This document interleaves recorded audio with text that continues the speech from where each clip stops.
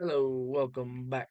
We're gonna have a NFL mock draft of the 2024 NFL mock draft.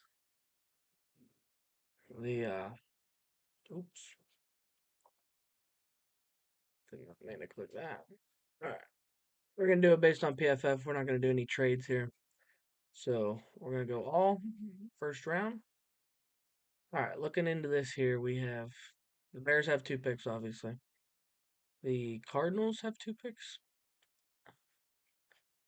So let's get right on. Here's a spot that personally Justin Fields has played well enough to where he could be their quarterback. But with the way the NFL works and how it's a business mindset, and he's coming up on a fifth year option and also pretty soon going to be needing money, I could 100% see them parting ways with him and going forward with someone new and with their new Ryan Poles and stuff like that. I could see him wanting to start fresh and getting someone new in the building, which I don't know is the smartest thing, just because you already have a guy. He's proven he can win games this past season. Hasn't proven that in the past because they were obviously not very good, but they finally went and spent money on a defense and they finally went and spent money on pieces. Got DJ Moore, and you've seen how much improvement they made over the season. So honestly, if it was me, I would be sticking and picking and taking. I am not sticking and picking, trading and back maybe with the say the Giants, say maybe the Broncos, the Falcons. I could see the Broncos potentially moving up with their new ownership, wanting to get a face of the franchise in the building because obviously Russell didn't work out. So Broncos could be they're one of my top teams that I think could trade up. The Raiders could be a team that could trade up for a franchise piece. They got some new coaching in the building and etc. Not Ryan Poles, Antonio Pierce could want to start fresh at the quarterback spot. The Rams coming up on Stafford. I don't see them trading up that far because Stafford's still playing. But besides that, I could see this being traded, and depending on who would trade up for a guy like Caleb Williams, maybe it's even just the Commanders coming up one pick with new ownership to get their guy of Caleb Williams. But for the time being, we're gonna stick and pick, and we're gonna go based on them just taking Caleb Williams. So we're gonna take Caleb Williams off the board. Justin Fields. Yes, they're probably gonna trade him if they're taking Caleb Williams. So there will be other picks for the Bears, maybe a first round pick, maybe a second round pick because the team would ultimately have to sign him to a contract.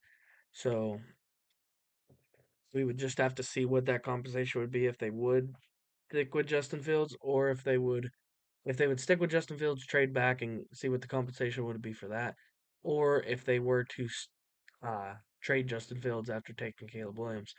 We don't know what the compensation would be. Probably decent, but you never know. Here's another spot where new ownership, I could see them going for a quarterback. I think with Caleb off the board, Drake May arguably is the next best talent. Maybe you look at the season that Jaden Daniels had at LSU last year and say, hey, the guy won the Heisman Award. Pretty good ball player. So, but that's based a lot of that's based on a season of college, and a season of college compared to other things is very minimal at best. And just for the mindset, we are gonna stick and take Drake May. I think he- he's arguably the best second talent quarterback on the board, and that would free up the spot of that. And it's a tough pick with the needs and stuff. So Drake May, second off the board, and then here to the Patriots. Patriots, it's a tough spot. Belichick's out. Gerard Mayo, new coach. I could see him wanting to make a splash with a quarterback and I think we're gonna stick with Jaden Daniels here. Go with Daniels, and if you really think about it, defensive-minded coach, rookie quarterback, just happened last year. C.J. Stroud worked out pretty well for them. So defensive-minded coach with a rookie quarterback, it, it didn't look too bad in Houston. So here, Cardinals are just gonna just gonna drop and pick Marvin Harrison. Give Kyler that weapon. He's the guy that they've wanted. He's the guy that they need. They still have Hollywood. They got Marvin now. And yeah, ultimately, I think that's a good pick for the Cardinals. It's going to give them some skill. Here, I see this everywhere. Mr. Brock Bowers going there. I, c- I could see that very much. I could see him, Ramaduzie, and then also you could see uh, where you could also see a guy potentially trading back and getting a guy later with Keon Coleman or something, or Malik Neighbors. Yeah, Malik Neighbors would also be a good selection there. But I think we're going to stick with the status quo and take a guy like Brock Bowers. Tight end works well in their offense. Herbert needs that talent, that target. Quentin Johnson didn't work out very much last year. He's still young, can still work out. So I think they get their tight end, which you could see last year they did. Like Donald Parham had a couple good games last year. Tight ends overall could work very well in that offense. So Bowers could step right in and be a stud for the future. Here, the Giants just signed Daniel Jones. Obviously, got hurt last year, didn't have a great year, was not looking good at all. But I think they stick with the contract they just signed. They're not going to go crazy, go pick Bo Nix or something out of this world. Maybe get those guys later. Maybe trade back into the first round. Maybe do something along those lines. But I think they take Malik Neighbors off the board, get that receiver they need. That's just gonna add to their core. They got Barkley, they got Daniel Jones, if you want to call that core. Their O line isn't the best. Honestly, the Giants aren't overall great. They had a Cinderella story a couple years ago, but besides that, here this is a team that took Peter Skoronsky last year. So even after taking Skoronsky, they had struggles on the O line, very much so. So with Joe Alt being on the board here, I could see them replacing their long-term tackle Taylor Lewan from a couple years ago and sticking and picking and taking the best available, which would be Joe Alt at the O-line position. And yeah, that would just solidify. They would have Joe Alt, they would have Peter Skoronski. They have a couple other younger guys that just have to develop really. But last year, I remember I'm a Steelers fan, so whenever they were playing the Steelers, they had like multiple injuries on the O line against the Steelers, and almost ran out of like O linemen to put in the game.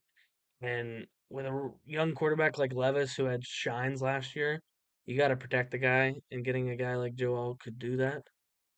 Here for the Falcons, this could also be a spot, like I said, for a quarterback or something.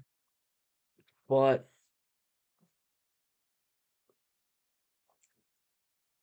they got Drake London, they got Bijan, Arthur Smith's out of the building. They have a new coach coming in. This could be another spot where they stick and pick and take best available, or they go after someone of need. And with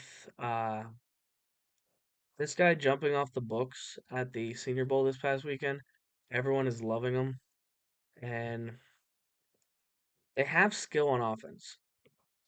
Their defense is questionable at times. I'm gonna say Quinion Mitchell is the first corner off the board at pick 8, and he blows people out of the water, has a good 40 time, has a good combine, and his Senior Bowl was already outstanding. And I could see him making his way up here with how much hype is around him right now. Even being a Toledo corner, making it all the way up to 8 to the Falcons to add to their cornerback room. with just to overall improve that secondary. And because if you got a secondary, you got in a passing league right now, the league's a passing league, and you have a guy who can run the ball in Bijan. You have Drake London. You got a couple other pieces like Kyle Pitts. Like you have a passing game. You don't really have a quarterback too much, but Ritter is a guy that you're probably gonna stick with because who are you gonna do? I mean, what are you gonna do? Pick eight, take Bo Nix? Yeah, good, but at that point, think you ride out the hand potentially. I mean, you're getting a guy in Quinion Mitchell who's gonna come in. He's got the athletic ability to play. He is overall last year in college didn't let up a single touchdown. 2022 let up three, and in 2021 only let up one touchdown with over 50 targets a year. And on top of that, he only let up 300 yards total receiving each season. So those are very good numbers. And looking at everything, like didn't play the greatest of teams, but to see him perform like that with those numbers, didn't play the greatest of teams, but with those numbers, a 6 foot 196, and then to go play against the best of the best in the Senior Bowl and put out those numbers, I could see him working his way up with a good combine. And then here, you took your guy in Caleb Williams. Last year, you drafted Darnell Wright. You think again, you take Fashanu, build that offensive line, protect, protect Caleb Williams at all costs. Unlike the Panthers last year, uh, their O line. I mean, they have a tackle that they drafted a couple years ago. I can't for some reason I can't think of his name. Uh, it's completely blanking. What's his name?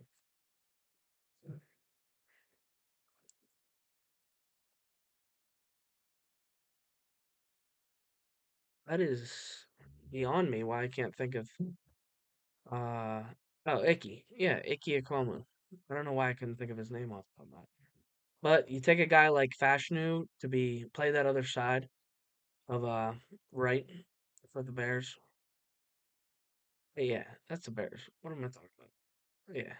You took Darnell Wright. Yeah, that's why I was blanking. Oh, no, I was on the topic of protect Bryce Young. Yeah, the Panthers picked uh Icky, but the year before Bryce Young. But he honestly hasn't looked the best, and you need to make sure you have an offensive line to play around a quarterback like that. Here, the Jets, yeah, could go after some offensive talent. You got a guy, uh, Aaron Rodgers in the building. You wanna build around him and try to get him as much talent as possible. But I honestly think Rodgers is gonna try bringing in some of his guys, potentially try making some moves like that to bring in his guys that he likes. There's already been talks of them trading this pick for a guy like Devonte Adams. But I think this is another spot where you go after arguably the best available in Dallas Turner or Jared Verse. Depends on what room you're sitting in, but I do think Dallas Turner is the pick here, with him overall just jumping off the board talent wise at Alabama. He's not like a Will Anderson. He similar to a Will Anderson, but not Will Anderson, obviously, but still very valuable of a 10th pick in the draft. And then for the Minnesota Vikings, do we get them another wide receiver? No. They got Jordan Addison, they got Justin Jefferson. Kurt Cobain is still in the building. Uh, but in this instance, I think this is another spot where the Vikings could trade back and maybe draft a guy like Bo Nix later, but overall build a draft core. But I think we're gonna go with the guy I was just talking about in either Jared Verse, or I could also see this being a Nate Wiggins selection from Clemson. Overall, a pretty good corner. off the charts, 6'2", 195. Pretty good stats last year. 1-2-0 in his last three seasons of college. Uh, only let up arguably some pretty good numbers in the corner position. I guess some arguably better teams than what you've seen in Quinn and Mitchell. But I do like Nate Wiggins. He has a grit to him. He's like a grindy player. And but I do think the Vikings go after a guy like Jared Verse to go get that quarterback, to be on the other side of Daniel Hunter, and overall just rush the passer and go get some stuff done. Get them some get them DBs they already have in the building. Some stuff. But this is another spot where it's a hard pick because there's another team I could see trading up. We're gonna take on Arnold, corner, pair him up with Patrick Surtain. Think that would be a huge spot for them. And then I just if you have a good secondary, you don't got any problem. And on Arnold, Alabama corner, can't go wrong. I mean, you can. I mean, ultimately, you could come out and be one of the worst cornerbacks ever selected. But as of right now, that's where we're gonna stick them. The Raiders. The Raiders. This is they got new ownership. They got I think it was Telesco. Did they get Telesco? Pretty sure it was Telesco.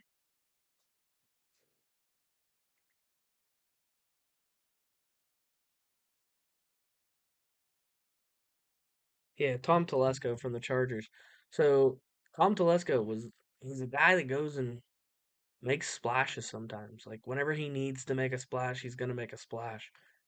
So this could arguably be a Bo Nix selection, where he wants to get a quarterback in the building. He wants to build around Bo Nix. Not great at Auburn, but overall at Oregon has looked, if not one of the best college football quarterbacks in the league, if you really want to think about it that way.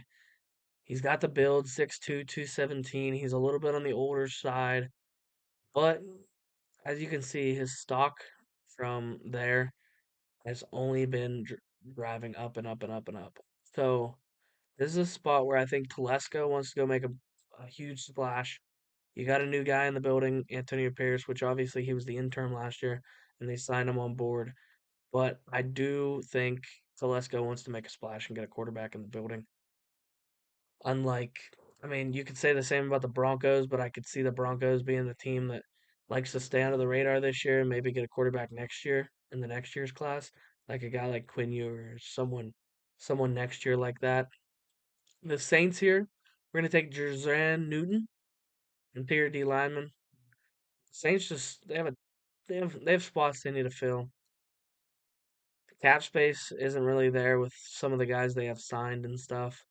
And overall, I mean, they won games last year. Clearly, they have 14th pick, but you got Chris Olave, Derek Carr, Alvin Kamara, which no one knows the question mark on Kamara right now. Which whenever Kamara plays, arguably one of the best running backs in the league, running back slash receiver, pretty much. The Colts here. The Colts. I do really like Cooper DeJean for the Colts.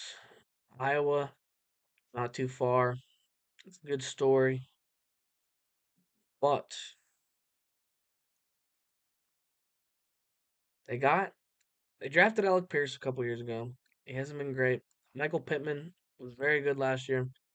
Uh, they just got Anthony Richardson. Their O line is arguably one of the better O lines in the league, and I think this could be a spot where a guy tests off the boards at the combine, and that is where I am going to say a guy like Kool Aid McKinstry, who is arguably supposed to be a top five pick in this class, makes his way back into it and gets selected by the Colts here to boost up that defensive back room for them. Uh, they got some guys, but contracts are an issue, obviously, and you never know what's going to happen there. Here, Seahawks have really good at picking players in the past couple of years, and who says that wasn't Pete Carroll, and now he's out the door.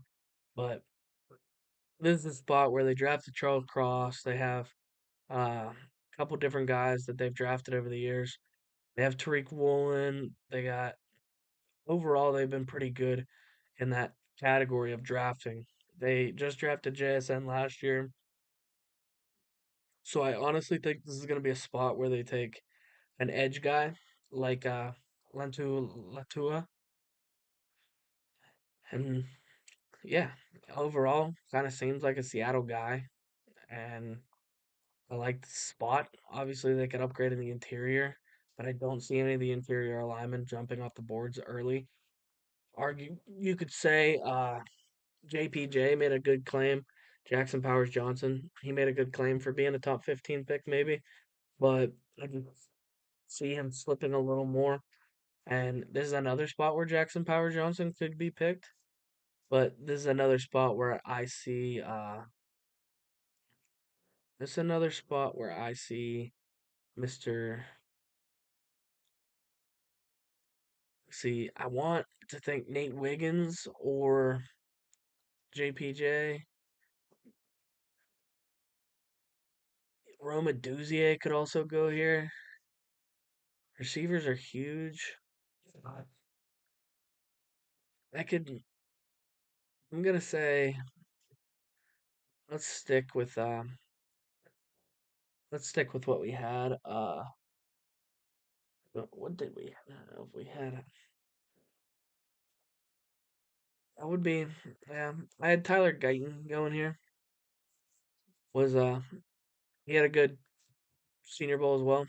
He was stood out amongst people. But I think we're gonna take JC Latham because it's hard to say that Latham's gonna be on the board this late.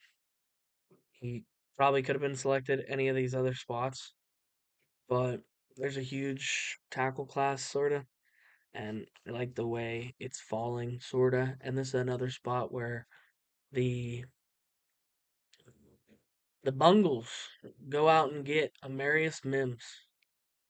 They go out there, they get that young, freakishly big tackle. Hopefully, they finally get a tackle for Burrow. They need one desperately. And then this is where Mr. Cooper DeJean comes off the board. Is the Rams. Rams take Cooper DeJean, and then the Steelers take Jackson Powers Johnson.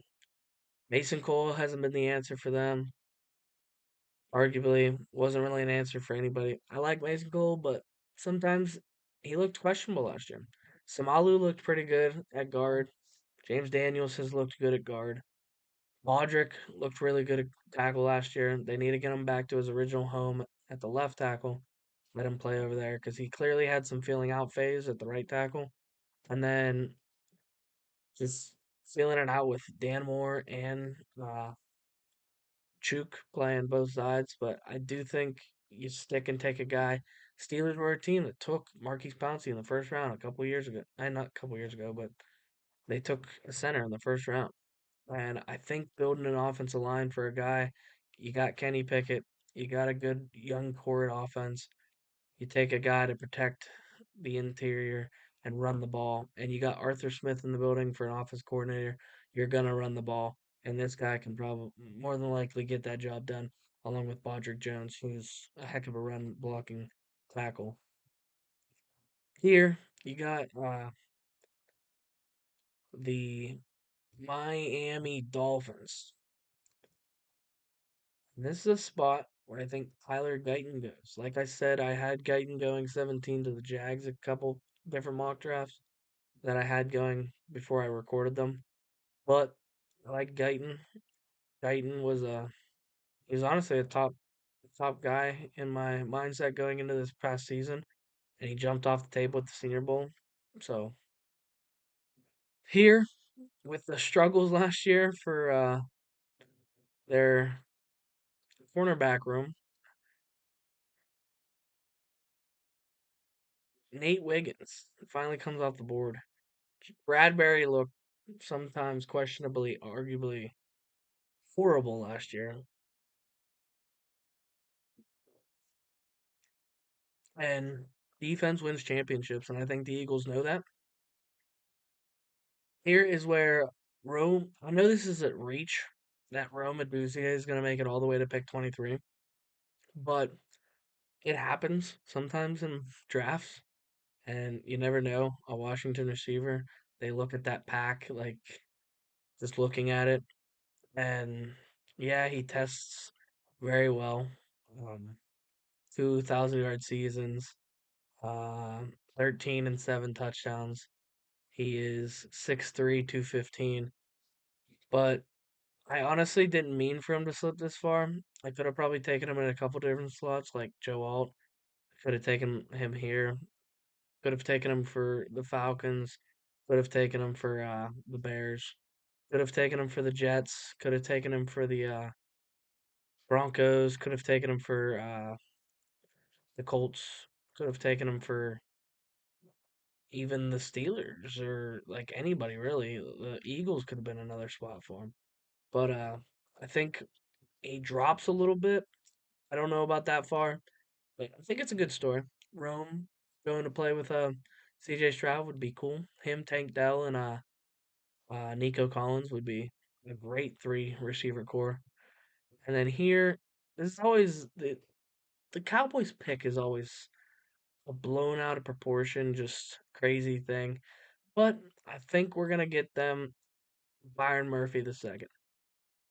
He could also be another guy that's higher up in the class, but with the way coming into this and interior D lineman, he's very good, but sometimes undervalued on the defensive line like that when you're not Leonard Williams or like coming out of the draft, obviously, but Quinnen Williams, Dexter Lawrence, people like that. And Byron Murphy is there, but he's not there. So I do think him dropping later in the first round is arguably easy to happen. And I do see Texas stays with the Cowboys. I'm a Horns fan, but I'm also a Pitt fan, so Byron Murphy's a very good ball player. Here, the Packers. Jordan Love has broken out. David Bakhtiari isn't there to protect him. Fuga goes to the Packers. Get that guy in the building. Get him protecting your quarterback. Here is the spot. Do they go after Penix? Do they go after a guy? Or does Chop Robinson test off the charts and get drafted top 20, top 30? He's dropped a lot, arguably because of his different stats and stuff. He had 3 sacks last year. That could be a question mark, red flag. But overall, if you watch Chop Robinson play football, the he's a stud. He gets stuff done. And as you see, they had him all the way up here in a very high percentile for a long time there. And then he just fell off the face of the earth. Just fell off the face of the earth. Like you would think there would be a gradual decline, but there's something there that I like. I like Chop. I like Chop to make his way in the top 30 and get on a big board. And then the Cardinals back up. They took Marvin earlier. I think this is another spot where they try to improve. And think for them to improve, PJ Tampa makes his way into the first round and gets selected. Cardinals go out there and they go get a guy here. This is where you could see Keon Coleman going. Keon Coleman, very good at Florida State. I would love to see him play with this is just Bills making more picks to try to build around Josh Allen. And ultimately maybe it'll work eventually, but Diggs could be out the door this year. And they could have also Diggs could be traded for one of these picks up here where they go get another guy. Like they go get like Roma Duzier still on the board here. Bills trade up for Roma Duzier, pick 23. Something like that. But I'm gonna stick and pick with Keelan Coleman. The Lions.